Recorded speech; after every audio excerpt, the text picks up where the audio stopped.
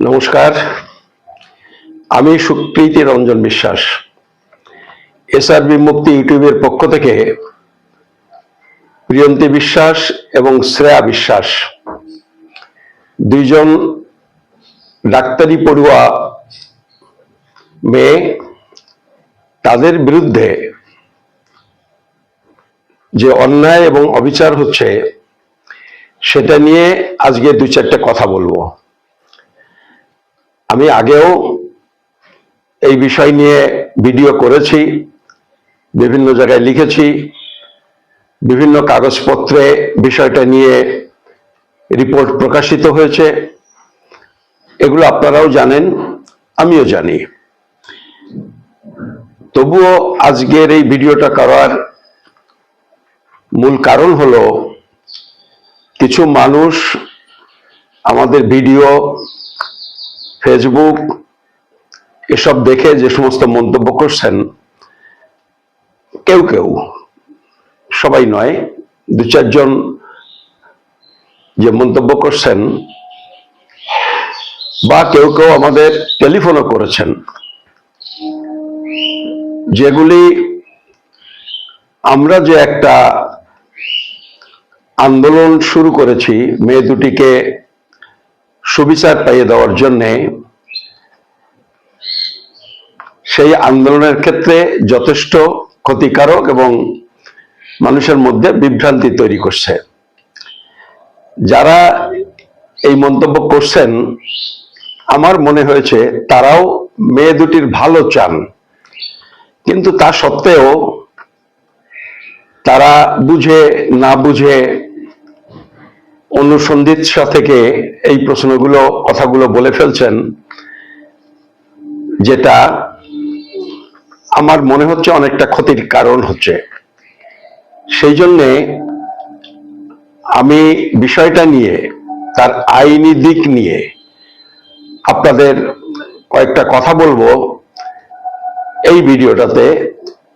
তাহলে বিষয়টা আরো একটু বেশি পরিষ্কার হবে এবং মানুষের এই যে কৌতূহল, সেগুলো হয়তো নিরসন হবে।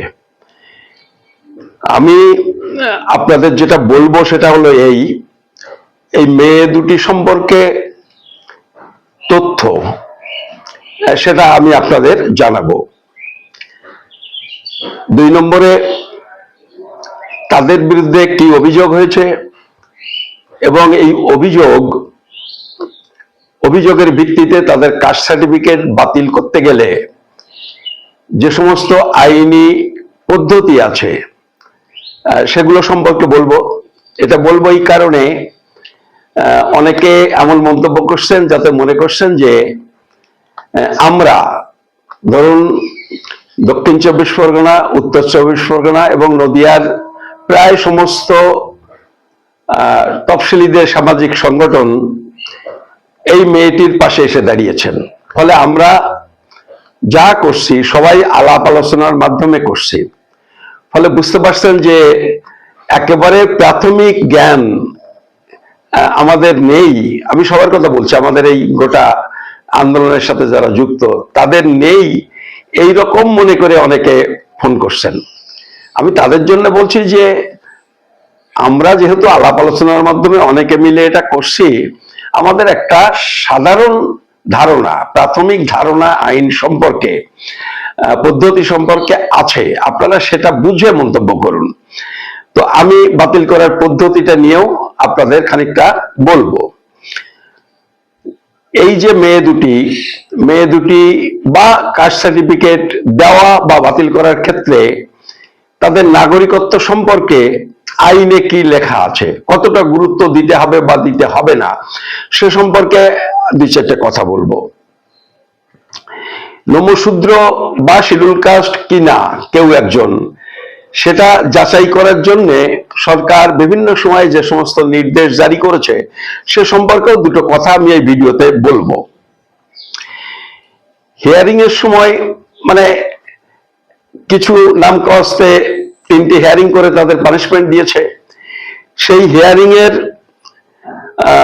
সময় তাদের বিরুদ্ধে কি অভিযোগ, পরবর্তীকালে এইটাকে কিভাবে ঘুরিয়ে দেওয়ার চেষ্টা হচ্ছে এই সম্পর্কেও দুই চারটে কথা আমি আপনাদের বলবো, এবং তাতে আইনি প্রভিশন কি, এই যে যার ভিত্তিতে তারা অভিযুক্ত এবং যার ভিত্তিতে তাদের কাস্ট সার্টিফিকেট বাতিল করা হয়েছে, পরবর্তীকালে অন্য কোনো অভিযোগ তাদের উপর আরোপ করা যায় কিনা, আইনি প্রভিশন কি, সেটা নিয়েও দুই চারটে কথা বলবো। যদি বাতিল করে দেয় একটা কাস্ট সার্টিফিকেট, তাহলে কোথায় কোথায় গভর্নমেন্ট ইনফরমেশন দেবে, কি কি ব্যবস্থা তার বিরুদ্ধে নেবে, আইন কি বলছে এই সম্পর্কে সেটা নিয়েও দুটো কথা বলবো। পুলিশ কি কি করছে, তাদের কিভাবে হয়রানি করছে সে সম্পর্কেও আপনাদের দুটো কথা বলবো। আর আপনাদের বলবো যে আসলে ডিএম কি করতে চাইছেন, ডিএম এর কাছে আপিল করেছেন, তিনি কি করতে চাইছেন বলে আমাদের মনে হচ্ছে, সেটা সম্পর্কে আপনাদের একটা ধারণা দেব। দেখুন, মেয়ে দুটি হলো অত্যন্ত গরিব এবং মেধাবী, আমি ডিটেলস যাচ্ছি না, সেটা আপনারা ইতিমধ্যে জেনেছেন। এই মেয়ে দুটি, এদের পরিবার 2014 সালে গুমাতে শান্তিনগরে একটা ভাড়া বাড়িতে থাকতেন। ভাড়া বাড়ি মানে এরকম গরিব মানুষ ভাড়া বাড়ি থাকেন মানে বলতে গেলে ওই বাড়ির মধ্যে যে ওই ছাবড়া থাকে অতিরিক্ত, এরকম একটা জায়গার মধ্যে এরা থাকতেন। এবং সেখানে যখন থাকতেন তখনই তারা নাগরিকত্বের জন্য, এই কাস্ট সার্টিফিকেটের জন্য আবেদন করেন। এটা 2014 সালের ঘটনা। করে তারা সার্টিফিকেটটা পান, কাস্ট সার্টিফিকেট পান। ন্যাশনালি আবেদন করেছিলেন ওই ঠিকানায় থেকে, তাদের কাস্ট সার্টিফিকেটের উপরে ওই গুমার ঠিকানাটাই দেওয়া আছে। এইটা একটা বিষয়। এবং এই সময়ে এই মেয়ে দুটি নাবালিকা ছিলেন, অপ্রাপ্তবয়স্কা ছিলেন।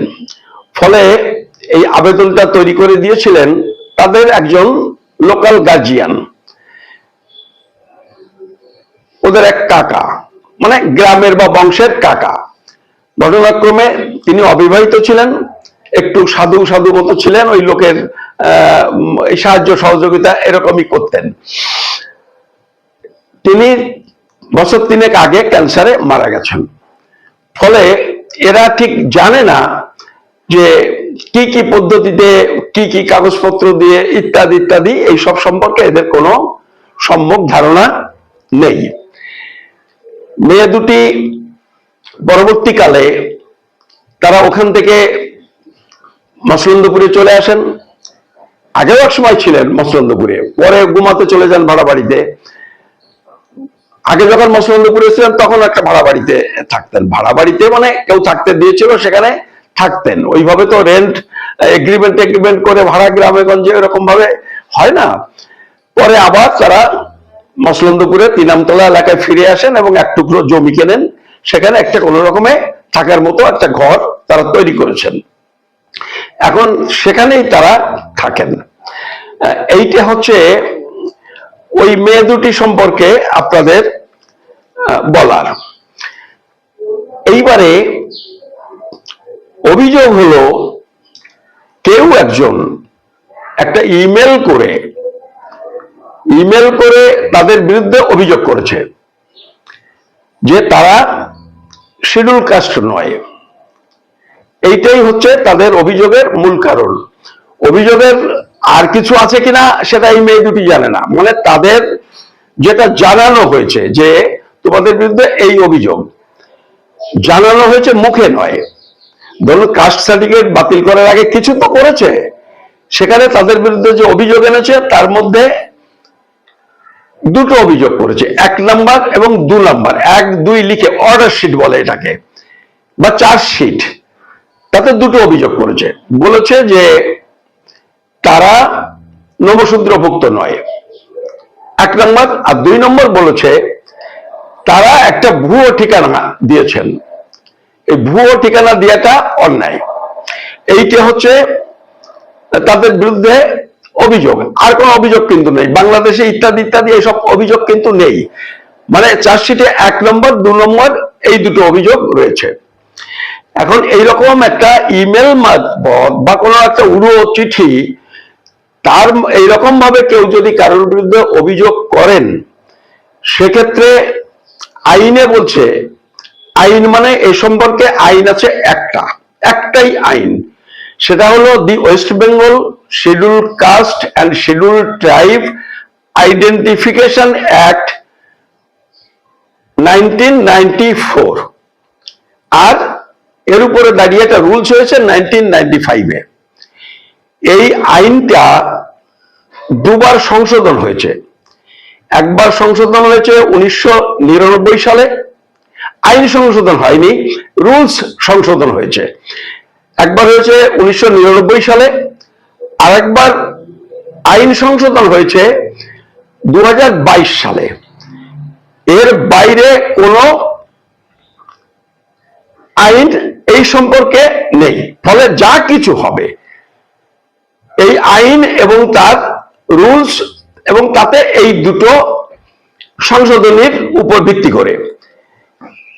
পরের যে সংশোধনী যেটা করেছে, মানে পরে আরেকটা করেছে 15 সালে এই গভর্নমেন্ট, সেটা আইন বা রুলসের ব্যাপার নয়, সেটা বলেছে যে updated guidelines for issuance of SC/ST certificate. এই যে এটা বুঝলেন তো, এটা গাইডলাইনটা মানে ওই যে আইন এবং রুলস, সেইটাকে আরো খুব সুন্দর করে সাবলীল করে স্পষ্ট করে এইটাতে লিখেছে। এটাও বড়, যথেষ্ট বড় সার্কুলার। এটা পৃষ্ঠা বোধহয় 11-12 পৃষ্ঠা বা 17 পৃষ্ঠার সার্কুলার। এটা হচ্ছে 27শে জুলাই 2015 সালে। ফলে আমি আপনাদের যে কথাগুলি বলছি, এগুলো এই গোটা আইন, রুলস এবং আপডেটেড যে গাইডলাইন সবটা মেনে সবটা জেনে আপনাদের বলছি। মানে আপনারা এই প্রশ্নে অন্তত আপনার উপর বিশ্বাস করতে পারেন যে আমি একটুও ভুল ইনফরমেশন আপনাদের দিচ্ছি না। তো বাতিল করার পদ্ধতি কি? বাতিল করার পদ্ধতি ধাপে ধাপে বলে দিয়েছে আইনে এবং রুলসে এবং এই গাইডলাইনসে। কি বলেছে? বলেছে এরকম যদি উড়ো চিঠি কেউ পান, কারোর বিরুদ্ধে অভিযোগ পান, তাহলে প্রথমে ধরুন যদি SDO বা SDO যেহেতু ইস্যুইং অথরিটি, SDO কি করবেন? তাকে একটা প্রাথমিক এনকোয়ারি করতে হবে ওই অভিযোগের ভিত্তিতে, যে অভিযোগটার কোনো সারবত্তা আছে কিনা। এই এনকোয়ারিতে যদি দেখা যায় যে না, সাধারণভাবে মনে হচ্ছে যে এই অভিযোগের একটা সারবত্তা আছে, তাহলে SDO সাহেব পরবর্তী পদক্ষেপ নেবেন। আর যদি প্রাথমিক তদন্তে মনে হয় এর কোনো সারবস্তু নেই, উনি ওটাকে ওইখানেই অভিযোগটা বাতিল করে দেবেন। বাতিল করে দেওয়ার ব্যাপারটা আলোচনা করার দরকার নেই। তাহলে যদি মনে করেন যে সারবত্তা আছে, তাহলে SDO সাহেব যে এনকোয়ারি করে যেটুকু তথ্য পেলেন সেটুকু এবং যে অভিযোগ, এইগুলো এই যে কাস্ট সার্টিফিকেট যার বিরুদ্ধে অভিযোগ হয়েছে, তাকে এই তথ্যগুলো দিয়ে বলতে হবে, শোকজ করতে হবে যে আপনার বিরুদ্ধে এই অভিযোগ, আমরা এইটুকু তথ্য পেয়েছি, তাতে মনে হচ্ছে যে আপনার কাস্ট সার্টিফিকেটে কিছু গোলমাল আছে, তা আপনার কাস্ট সার্টিফিকেট কেন বাতিল করা হবে না, আপনি আপনার কিছু বলার থাকলে লিখে জানান। এই শোকজটা করতে হবে। এইবারে এইটা করলে তাহলে তার বিরুদ্ধে কি অভিযোগ, কারা করেছে ইত্যাদি ইত্যাদি তিনি জানলেন। এবার তিনি আত্মপক্ষ সমর্থন করতে পারবেন, করে তিনি তার চিঠিতে জানাবেন তার যা বলার। এইটা যদি স্যাটিসফ্যাক্টরি না হয়, SDO যদি মনে করে এটা যথেষ্ট নয় তার উত্তরটা, তখন তিনি তাকে হিয়ারিং এ ডাকবেন, যে মুখোমুখি বসে কথাবার্তা বলা। এইবারে এই হিয়ারিং এর আগ পর্যন্ত যে পদ্ধতি, এই পদ্ধতি SDO এদের ক্ষেত্রে গ্রহণ করেনি, না করে সরাসরি হিয়ারিং এ ডেকেছেন। এবং এই হিয়ারিং এ 3টি হিয়ারিং হয়েছে। হিয়ারিং গুলো হয়েছে 3 মিনিট থেকে 5 মিনিট স্থায়ী, এবং এইটা সাধারণভাবে হতে হয় SDOর সামনে। কিন্তু এসডিও এটা করেনি। প্রথম হিয়ারিং এ এসডিও ছিলেন কিছুক্ষণ এবং তিনি শুধু নাম ধাম ঠিকানা জিজ্ঞেস করে আর এখানে নেই। অধস্তন যে অফিসার তারা আর বাকি দুদিন এবং ওই দিনেরও পরের 2-3 মিনিট তারাই করেছেন এবং তারা ওদের সাথে ভালো ব্যবহার করেননি। ওরা যে চিঠি পত্র কাগজপত্র নিয়েছে কিন্তু প্রসিডিংসে লেখেনি, এই সমস্ত জিনিসগুলো করেছে। কথা বলতেই তাদের দেয়নি এবং দুটো মেয়ে আপনি বুঝতে পারছেন তাদের উপরে হাম্পিদাম্পি করেছে, এই সমস্ত করেছে। এই পদ্ধতিতে তাদের সার্টিফিকেট বাতিল করে দিয়েছে। এর মধ্যে একটা ঘটনা ঘটেছে, হাবড়া 1 এবং হাবড়া 2 দুজনকে এসডিও সাহেব দুটো জিনিস এনকোয়ারি করতে পাঠিয়েছেন। হাবড়া 1 কে মানে এখন যেহেতু 3 আমতলা মৎস্যবন্ধপুরে থাকে, হাবড়া 1 কে বলেছে ওর স্টুডেন্ট স্ট্যাটাস, সে কোন স্কুলে পড়েছে পড়েনি এইটা খোঁজ নেওয়ার জন্য এটা এনকোয়ারি করতে বলেছে। কিন্তু তারা শিডিউল কাস্ট কি শিডিউল কাস্ট নয় এইটা কিন্তু এনকোয়ারি করার নির্দেশ দেয়নি মানে এটা ওই যে অর্ডার শিটে লেখা আছে যে স্টুডেন্ট স্ট্যাটাস এনকোয়ারি করার জন্য বলেছে, আর কিছু বলেনি, ওইটুকুই শুধু লেখা আছে এবং তারা সেটা করেছে। এবং সেই রিপোর্টটা কিন্তু পরবর্তীকালে হিয়ারিং এর সময় বা হিয়ারিং এও দেয়নি, দিয়েছে যখন তাকে পানিশমেন্ট দিয়ে যে অর্ডার শিটটা দিয়েছে তার মধ্যে এটা উল্লেখ আছে। আর হাবড়া 2 কে বলেছে সে ওই বাড়িতে থাকতো কিনা, তাই এইটা থাকতো কিনা সে রিপোর্ট দিয়েছে, ওই বাড়িতে থাকতো না। এইবারে প্রথম হিয়ারিং এ বলেছে আপনারা তো ওই বাড়িতে থাকতেন না, আমাদের বিডিও অফিস থেকে এনকোয়ারি করে দেখা গেছে। ফলে ওরা টাইম চেয়েছে এবং দ্বিতীয় হিয়ারিং তার আগে ওরা কি করেছে, ওই বাড়িতে গিয়ে বাড়িওয়ালাকে বলেছে যে আমরা তো থাকতাম, আপনি একটু লিখে দিন। এখন তিনি ইতস্তত করছেন যে এসডি অফিস থেকে এসছেন, আমি এখন যদি লিখে দিই এই মেয়েগুলো আবার কোথাও কোনো অপরাধ করেছে কিনা, তারা হেজিটেট করছে। তারপরেও তারা লিখে দিয়েছেন এবং লিখে দিলে সেইটা ওরা যখন দেখিয়েছে বলছে রেন্ট এগ্রিমেন্ট লাগবে, বলেছে এগুলো নেই। তখন কি করেছে এরা পরবর্তীকালে তারা প্রধানের কাছে গেছে, গুমার গিয়ে ওইটা দিয়েছে যে বাড়িওয়ালা লিখে দিয়েছে। এবার প্রধান খোঁজ খবর নিয়ে ওই বাড়িওয়ালার সাথে কথা বললে তিনি ওইটাকে আবার সত্যায়িত করে দিয়েছেন যে হ্যাঁ এই বাড়িতে থাকতেন। তাহলে প্রথম হচ্ছে দ্বিতীয় নম্বর যে অভিযোগ যে ওই ঠিকানায় থাকতো না সেটা মিটে গেছে। আর 1 নম্বর যে অভিযোগ যে শিডিউল কাস্ট না, এইটা যখন আমরা জানতে পেরেছি তখন মৎস্যবন্ধপুরের 40 জন লোমশূদ্রকে দিয়ে যাদের শিডিউল কাস্ট সার্টিফিকেট আছে, এরকম হয়তো 40 জন না হলে তার মধ্যে 35 জনের শিডিউল কাস্ট সার্টিফিকেট আছে, তারা পরপর সই করে ডিএম কে জানিয়ে দিয়েছে যে এরা লোমশূদ্র সম্প্রদায়ভুক্ত। আমাদের এখানে আম্বেদকর সোশ্যাল ওয়েলফেয়ার সেন্টার আছে মৎস্যবন্ধপুরে, রেজিস্টার্ড অর্গানাইজেশন, তারা লিখে দিয়েছে সে শিডিউল কাস্ট ভুক্ত। পঞ্চায়েতের প্রধান লিখে দিয়েছে শিডিউল কাস্ট ভুক্ত। মমতা ঠাকুর এমপি তিনি লিখে দিয়েছেন শিডিউল কাস্ট ভুক্ত। আরো 10টা সংগঠন লিখে দিয়েছে শিডিউল কাস্ট ভুক্ত এবং এই সবগুলো ডিএম এর কাছে জমা দেওয়া হয়েছে। তারা কোনো ইনকোয়ারি করেনি, এইটা করা হয়েছে। ফলে দ্বিতীয় নম্বর যে অভিযোগ সেটাও খারিজ হয়ে গেছে। এখন যখন দেখছে 1 নম্বর এবং 2 নম্বর যার ভিত্তিতে কাস্ট সার্টিফিকেট বাতিল হয়েছে সেটাতে যখন কিছুই করা যাচ্ছে না, এখন ডিএম যেহেতু ডিসিশন নিয়ে ফেলেছেন, আমাদের মনে হচ্ছে এখন এই ডিএম কে বাঁচাবার জন্য ডিএম এর যে অ্যাকশন সেইটাকে জাস্টিফাই করার জন্য এখন নানান রকমের পদ্ধতি, গোটা যে প্রশাসন তারা উঠে পড়ে লেগেছে। এবং এর মধ্যে কি করেছে ওরা ডিআইবি কে নতুন করে বোধ হয় নতুন করে বলেছে ওর নাগরিকত্ব যাচাই করো। বলছি এই কারণে আমাদের এই পঞ্চায়েতে গত পরশুদিনের আগের দিন ডিআইবি থেকে এসেছিল যে ওদের কিন্তু বলতে ভুলে গেছি, ওদের তথ্য বলতে গিয়ে ওদের বার্থ সার্টিফিকেট আছে, ওদের ভোটার কার্ড আছে, ওদের আধার কার্ড আছে, ওদের রেশন কার্ড আছে, সব কাগজপত্র আছে। এবং এই যে বার্থ সার্টিফিকেট অনেকে এখন এই এসআইআর বা এনআরসি ভেবে বার্থ সার্টিফিকেট করছেন ধরুন 10 বছর 20 বছর আগে জন্মেছেন, এখন গিয়া আবেদন করছেন, ওই যে ফি দিয়ে যেভাবে করা যায় সেটাও আইন মাফিক করা যায়, তাতেও কোনো অসুবিধা নেই। কিন্তু এদেরটা তা নয়। এদের বার্থ সার্টিফিকেট পঞ্চায়েত ইস্যু করেছে, পঞ্চায়েত মানে প্রপার ওয়েতে ইস্যু করেছে, আইন অনুযায়ী ইস্যু করেছে 2000 সালে। এদের এখনকার বার্থ সার্টিফিকেট না, 2000 সালের বার্থ সার্টিফিকেট। 99-তে একজন জন্মেছেন, 2000 সালে একজন জন্মেছেন, ওই প্রিয়ন্তী এবং শ্রেয়া জন্মেছেন 99 সালে, আর একজন 2000 সালে। 2000 সালে দুই বোনেরটা তারা অ্যাপ্লাই করে 2000 সালে তাদের সার্টিফিকেট দিয়েছে। এখন ডিআইবি থেকে ওইটা গিয়ে বলছে সার্টিফিকেটটা ঠিক আছে কিনা, পঞ্চায়েত থেকে দেখিয়ে দিয়েছে ওই রেজিস্টারটা বের করে যে আমরা এই সার্টিফিকেট দিয়েছি। এবং ঘটনাক্রমে যে সার্টিফিকেট যে প্রধান দিয়েছিলেন 2000 সালে, এবারে তিনি আবার প্রধান হয়েছেন এত বছর পরে। তিনি বলেছেন আমার সার্টিফিকেট ইস্যু করা, কোনো সমস্যা নেই। তখন বলছে কিসের উপর ভিত্তি করে আপনি দিয়েছেন, কাগজপত্র দেখান। ওরা খুঁজাখুঁজি করে কাগজপত্র পাচ্ছে না, মানে 2000 সালে বন্যার সময় সব এদিক ওদিক হয়ে গেছে। আর 25 সালের কাগজ, মানে 25 বছর আগের কাগজ, আপনি বুঝতে পারছেন পঞ্চায়েতে তার মধ্যে কতজন প্রধান পাল্টে গেছে।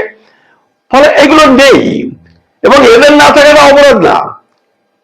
আপনারা শুনলে অবাক হয়ে যাবেন, এই যে মেয়ে দুটিকে এরা মানে শাস্তি দিয়েছে, এদের কাছে কোনো কাগজ নেই। ডিএম যখন বলেছে যে মেয়ে দুটি যখন চাইছে যে তাদের বিরুদ্ধে কি অভিযোগ, কাগজপত্র দিন, ওরা তো অ্যাপ্লিকেশন করার সময় আপনাদের হার্ড কপি জমা দেয় না, অনলাইনে আবেদন করলো, তারপর তো হার্ড কপিও দিয়েছে, তাদের ব্লাড রিলেশন, তাদের অন্যান্য যা কিছু, তখন হ্যাঁ দিয়েছে, কিন্তু সেগুলো আমাদের কাছে নেই। এসডি অফিস বলছে 10 বছর আগের কাগজ আমাদের কাছে নেই। দেখেন, ওরা 10 বছর আগের কাগজ রাখতে পারেনি, আর এখানে যে 25 বছর আগের কাগজ চাইছে, যা বলে দিয়েছে এসব আমাদের পক্ষে সম্ভব নয়। ফলে সে জায়গাতে কিছু সুবিধা করতে পারছে না, মানে এখন ওরা ওই জায়গাতে না পেয়ে এইখানে গেছে। কিন্তু কথা হলো, ওই জায়গাতে যে অভিযোগের ভিত্তিতে তাদের শাস্তি দেওয়া হয়েছে, তাদের বিরুদ্ধে কি আপিলের সময় নতুন অভিযোগ আনা যায়? যাদের ন্যূনতম আইনি জ্ঞান আছে, আপনারা তারা জানেন যে অভিযোগের ভিত্তিতে তাদের শাস্তি দেওয়া হয়েছে, আপিলের ক্ষেত্রে আর নতুন অভিযোগ আনা যায় না। এরা সেই চেষ্টা করছে, এইভাবে তাকে ফাঁসাবার চেষ্টা করছেন। জিনিসটা একটু বোঝার চেষ্টা করুন, বেআইনি ভাবে এটা করার চেষ্টা করছেন। এবং এর মধ্যে কি করেছে দেখুন, এর মধ্যে কি করেছেন, যেহেতু মমতা ঠাকুর একটা চিঠি লিখে দিয়েছেন, দেখছেন এমপি দাঁড়িয়েছেন তাদের পেছনে, এই ডিএম আমাকে যেটা মমতা ঠাকুর বলেছেন, এই ডিএম মমতা ঠাকুরকে টেলিফোন করেছেন। আর এই ব্যাকওয়ার্ড দপ্তরের যিনি প্রিন্সিপাল সেক্রেটারি সঞ্জয় বানশাল, তিনিও নাকি মমতা ঠাকুরকে টেলিফোন করেছেন। মানে ডিএম বানশালকে বলেছেন সেটাই হবে। দুজনে টেলিফোন করে বলেছেন, ম্যাডাম আসলে আপনি তো বলেছেন সার্টিফিকেট, কাস্ট সার্টিফিকেটের ওই যে তারা সত্যি শিডিউল কাস্ট, কিন্তু আসলে তাদের বিরুদ্ধে অভিযোগ আছে বাংলাদেশি বলে। মানে সম্পূর্ণ মিথ্যে কথা বলে মমতা ঠাকুরকে তারা ডাইভার্ট করার চেষ্টা করছেন, যাতে এইটার পেছনে না দাঁড়ায়। আমি আপনাদের শুধু বলছি যে আপনারা চক্রান্তটা একটু বুঝবার চেষ্টা করুন। তো এখন এইরকম একটা অবস্থার মধ্যে রয়েছে। এখন আমি বলছি যে এই যে রুলসে বলছে যে কিভাবে সার্টিফিকেট বাতিল করা যায়, আমি আগের যে পদ্ধতি বললাম যে যেভাবে কথা, ওইটা কিন্তু ওই অ্যাক্টের 3 নম্বর ধারার ওই 3-এর 1, 3-এর 2, 3-এর 3, 3-এর 3 হচ্ছে শোকজ, 3-এর 4, এইসব শেষে পার্সোনাল, এইসব হয়ে যাওয়ার পরে পার্সোনাল হিয়ারিং, ওই যে কথাগুলো বলেছি এগুলোর অ্যাক্ট কিন্তু ওই 3 ধারা, 3-এর 1, 2, 3, 4, সেখানে আমি আগে যে কথাগুলো বলেছি এই পদ্ধতি সেটা লেখা আছে। আর রুলস 5-এ বলেছে যে একজনের কাস্ট সার্টিফিকেট তখনই বাতিল করা যায় যখন প্রমাণ হয় যে সে ওই সম্প্রদায়ভুক্ত নয়, তাছাড়া কিন্তু বাতিল করা যায় না। আর সে যদি আবেদনের সময় কোনো কাগজপত্র না দিতে পারে, তাহলে সেই সম্পর্কে পরপর বলে দিয়েছে যে কিচ্ছু দিতে না পারলেও কাস্ট সার্টিফিকেট বাতিল করা যাবে না, থাকার জায়গার কোনো প্রমাণ না দিতে পারলেও কাস্ট সার্টিফিকেট বাতিল করা যাবে না। সেক্ষেত্রে এনকোয়ারি করতে হবে, গ্রামে গিয়ে জিজ্ঞেস করতে হবে, দরকার হলে এক জায়গাতে ওই সভা বসিয়ে গ্রামের লোকজনকে ডাকতে হবে যে সে শিডিউল কাস্ট কিনা, বা কেউ তার বিরুদ্ধে বলে কিনা, ইত্যাদি ইত্যাদি। এই পদ্ধতিতে কোনো কাগজ না দিতে পারলেও এটা করা যাবে না, এটা এই আইনে বলে দিয়েছে। নাগরিকত্ব সম্পর্কে বলেছে এই আইনের কত ধারা আমি আপনাকে বলে দিতে পারি। এই আইনের 10-এর A, 10-এর B, 10-এর C, সেখানে বলেছে সে যদি তার যদি কোনো নাগরিকত্বের প্রমাণ না দিতে পারে, তাহলে তার কাস্ট সার্টিফিকেট ইস্যু করা বা বাতিল করা যাবে না। তার মা বাবার যদি একজনের যদি ভোটার কার্ডের নাম থাকে, ভোটার তালিকায় নাম থাকে, সেটাই যথেষ্ট। যদি মা বাবারও না থাকে, ব্লাড রিলেটেড কারোর যদি ভোটার তালিকায় নাম থাকে, তাহলেও হবে। মানে আইনের 10 রুলসের 10A, 10B, 10C এইগুলো তো বলেছে। তারপর 10C-তে বলেছে ফর্মাল সিটিজেনশিপের দরকারই নেই, না হলেও তুমি কিছু করতে পারবে না তার বিরুদ্ধে। এগুলো আইনে বলেছে। ওরা এখন ওই নাগরিকত্বের প্রশ্নে যাচ্ছে, অথচ আমি বললাম তার কি কি আছে সেটা আপনি জানেন। এইগুলো সব রয়েছে। ওই 8-এ বলেছে, রুলসের 8-এ বলেছে এলাকার লোকের কাছে জিজ্ঞেস করতে হবে। আমি এগুলো সব আইনের কথা আপনাদের বলেছি। তাহলে এই হচ্ছে পদ্ধতি। ধরুন তারপরেও এসডিও বাতিল করেছে, বাতিল করে কি করতে পারে, বাতিল করে এসডিও কি করতে পারে সেটাও এখানে বলে দেওয়া রয়েছে। সেটা রয়েছে 12 ধারার 12 ধারাতে এটা রয়েছে। না না, ওই 5 ধারাতে রয়েছে। 5 ধারাতে রয়েছে যে ধরুন কোনো কারণে বাতিল হয়ে গেল তার কাস্ট সার্টিফিকেট, এইবারে তাহলে এসডিও কি করবে? আইনের 5 ধারাতে বলছে, রুলসের 5 ধারাতে বলছে সেই ক্ষেত্রে এসডিও ওই সার্টিফিকেট দেখিয়ে যেখানে তিনি সুবিধা পেয়েছেন, মানে কাস্ট সার্টিফিকেট দাঁড়িয়ে যেখানে সুবিধা পেয়েছে, সেইখানে জানিয়ে দেবে তার কাস্ট সার্টিফিকেট বাতিল হয়েছে, ফলে তাকে যেন সেই সুবিধাটা আর দেওয়া না হয়। তার মানে হলো ও ওইটা দেখিয়ে জয়েন্ট এন্ট্রান্সে চান্স পেয়েছে, মেডিকেল পড়ছে, ফলে বাতিল হলে মেডিকেল কলেজের প্রিন্সিপালকে জানাবে ওর কাস্ট সার্টিফিকেট বাতিল হয়েছে, ফলে ওর অ্যাডমিশন আপনি বাতিল করতে পারেন। এইটা করতে পারে যেখানে পরিষ্কার লেখা আছে, যেখানে সে সুবিধা গেইন করেছে, আইনে এটা বলেছে, তার বাইরে কিছু করতে পারে না। আর এরা কি করেছে, এরা সব থানাতে মানে ওই ওই ওই অর্ডার শিটে লেখা আছে, থানাকে বলেছে পেনাল কোড অনুযায়ী তাদের বিরুদ্ধে ব্যবস্থা নিন, যেটা করতেই পারে না, আইন অনুযায়ী করতেই পারে না, সেটা এটা করেছে। এবং এই চিঠি পেয়ে বহরমপুর থানা এবং গোবরডাঙ্গা থানা এদের বিরুদ্ধে 7-8টা ধারাতে সুমোটো এফআইআর করেছে, মানে ওসি শতপ্রণোদিত হয়ে নিজে এফআইআর করেছে। এবং কালকে আমি গেছিলাম উকিলের কাছে, উকিল বলছে তার মধ্যে এরকম ধারাও আছে যাতে সর্বোচ্চ যাবজ্জীবন জেল হতে পারে। আপনি বুঝুন, যদি কেউ ফলস কাস্ট সার্টিফিকেট করে তার শাস্তি এই আইনে লেখা আছে, তার শাস্তি লেখা আছে 2000 টাকা জরিমানা এবং অথবা 3 মাসের জেল, এরকম লেখা আছে। আমি একজাক্ট ওইটা আপনাকে বলতে পারছি না, কিন্তু এইরকম মানে ম্যাক্সিমাম এটা 50 টাকা জরিমানাও করতে পারে, বুঝলেন তো, ম্যাক্সিমাম বলে 2000 টাকা জরিমানা করতে। অথচ এটা আইনে লেখা আছে। তারা থানাতে রিপোর্ট দিয়ে যে ধারা দিয়েছে তাতে যাবজ্জীবন পর্যন্ত হতে পারে, কালকে আমাকে উকিল বলেছেন। আমরা উকিলের কাছে গেছিলাম, আপনারা জানেন আমরা সুপ্রিম কোর্টে একটা কেস করেছিলাম নাগরিকত্বের ব্যাপার নিয়ে। সেখানে আমাদের বিনি পয়সায় সওয়াল করেছিলেন S.R. দাস, একজন অ্যাডভোকেট, নাম করা অ্যাডভোকেট, মূলত সুপ্রিম কোর্টে করেন, হাইকোর্টেও প্র্যাকটিস করেন। এখন এত টাকা দিতে পারবে না, যার জন্য আমরা তার কাছে গিয়ে দ্বারস্থ হয়েছিলাম যে দাসদা অন্তত এই মেয়েটার ক্ষেত্রে কিছু একটু করুন। পুরোটা জেনে উনি বলেছেন ঠিক আছে আমি করে দেবো, এবং তার ফি এখানে মানে মিনিমাম 50,000 টাকা নেয় একদিন দাঁড়াবার জন্য, লাখ টাকা 1,20,000 টাকা দেন। আমরা বলেছি কিচ্ছু দিতে পারবো না, শুধু খরচটুকু আমরা দেব। সেই অনুযায়ী সে 4টে কেস রেডি করেছে, কালকে ফাইল হবে। আপনারা অনেকে জানতে চাইছেন 2 দিনের মধ্যে ফাইল হয়ে যেত, বৃষ্টি না হলে, কলকাতা অচল না হয়ে গেলে ওটা কালকে ফাইল হবে। তিনি একটা পয়সা আমাদের কাছ থেকে নিচ্ছেন না। তিনি আমাদের বললেন যে ধারাগুলো যা দিয়েছে তাতে এইরকম ধারা দিয়েছে যেটা কখনো হতেই পারে না। ফলে এটা যে একটা শিডিউল কাস্ট হিসেবে ভিন্ডিকটিভ অ্যাটিটিউড থেকে করেছে, তার কোনো বিকল্প নেই। তিনি এটা বলছিলেন যে প্রিভেনশন অফ এসসি/এসটি অ্যাট্রোসিটিজ অ্যাক্টে এদের বিরুদ্ধে মামলা করার জন্য যা যা বলা সব রসদ এর মধ্যে রয়েছে, সেগুলো আমরা দেখবো পরে বিবেচনা করে। আপাতত এই মেয়েগুলো অন্তত স্বস্তি পাক। তো এইটা তারা করেছে। তো এই যে অবস্থা, এখন এই অবস্থায় অনেকেই অনেক রকম কথা বলছেন যে কিছু না করে কি করে করে। আমি আপনাদের বলছি, ওরা একটা ইনকোয়ারি রিপোর্টও তৈরি করে নিয়েছে, ঘরে বসে একটা ইনকোয়ারি করেছে, এবং সেই ইনকোয়ারিতে লিখেছে, অনেক লিখেছে যে সে ক্লাস 4 পর্যন্ত এই স্কুলে পড়েছে, তারপর এই সব লিখেছে। কিন্তু ওই যে গ্রামে গঞ্জে বা এলাকায় জিজ্ঞেস করতে হবে এই যে সব কাজ, যেটা মূল কাজ আইন অনুযায়ী, সে কোথায় পড়েছে কি পড়েনি, যদি কেউ স্কুলে কোনোদিন না গিয়ে থাকেন তার স্টুডেন্ট স্ট্যাটাসে তার দরকারটা কি। মানে সে দেখছে যে এইখানে কোনো ত্রুটি পাওয়া যায় কিনা, সেখানেও কোনো ত্রুটি ধরতে পারেনি। ফলে ত্রুটি খোঁজার জন্য চেষ্টা করেছে আইন বহির্ভূত ভাবে। আইনে কোথাও তার স্টুডেন্ট স্ট্যাটাস নিয়ে এনকোয়ারি করার প্রভিশনই নেই, সেইগুলো এরা করেছে, যেটা করার কথা সেটা এরা করেনি।